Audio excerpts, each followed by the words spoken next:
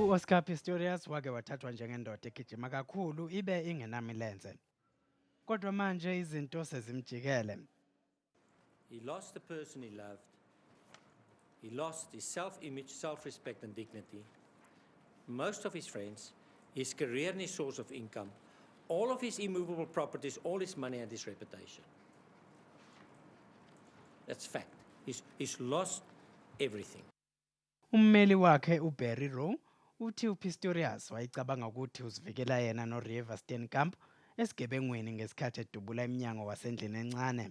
He did not subjectively foresee that he would kill the person behind the door and then importantly, let alone the deceased as he thought she was in the bedroom at the time.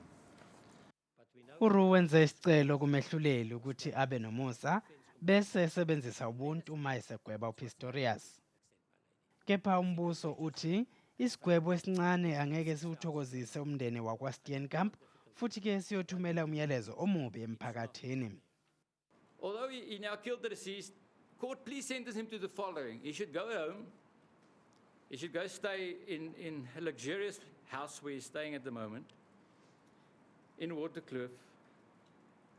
And he will not leave his house except if he wants to go train, if he wants to go work, if he wants to go to church, if he wants to go doctor. That's what we do every day. For 3 years you do that. Weighed up against what he did, my lady, it's shockingly disproportionate.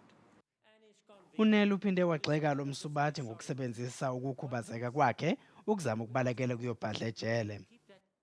Disturbing that a man that wanted to compete with able-bodied athletes never acted as a disabled person would now shamelessly use this as an excuse and mitigating factor.